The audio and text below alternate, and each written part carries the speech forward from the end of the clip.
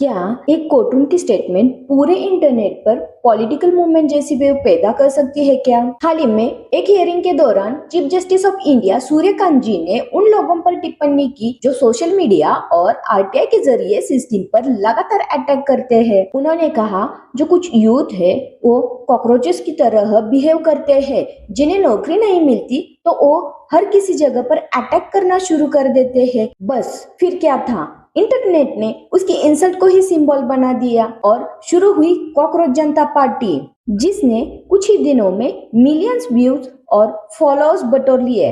हालांकि बाद में क्लैरिफिकेशन आया कि उनका निशाना पूरे यूथ को नहीं था, बल्कि फेक डिग्रीज और जो फ्रॉड सिस्टम्स चलाने वाले लोग थे उनके ऊपर था। लेकिन तब तक इंटरनेट इसे एक पॉलिटिकल फ्रस्ट्रेशन के सिंबल में बदल चुका था।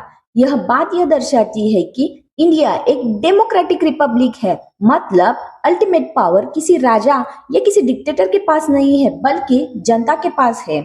और डेमोक्रेसी में अपोजिशन सिर्फ संसद के अंदर ही नहीं होती, कभी प्रोटेस्ट, कभी मीम्स और कभी इंटरनेट ट्रेंड्स भी पब्लिक ओपिनियन का फॉर्म बन जाते हैं। जब लोगों को लगता है कि उनकी आवाज सिस्टम तक नहीं पहुंच रही, सोशल मीडिया ही पॉलिटिकल बैटल बन जाती है। इसीलिए एक मीम पार्टी भी नेशनल डिस्कशन बन गई। लेकिन अब सबसे बड़ा सवाल, क्या डेमोक्रेसी सिर्फ वायरल होने से चल सकती है? क्योंकि फॉलोअर्स होना और गवर्नेंस समझना दो बिल्कुल अलग चीजें हैं। कॉन्स्टिट्यूशन हमें फ्रीडम ऑफ स्पीच देती है, लेकिन साथ ही रिस्पॉन्सिबल सिटीजनशिप भी एक्सपेक्ट करता है। तो शायद कॉकरोच जनता पार्टी को रियल रिवॉल्यूशन नहीं, लेकिन ये इंटरनेट जनरेशन की फ्रस्ट्रेशन का वार्निंग सिग्नल जरूर है।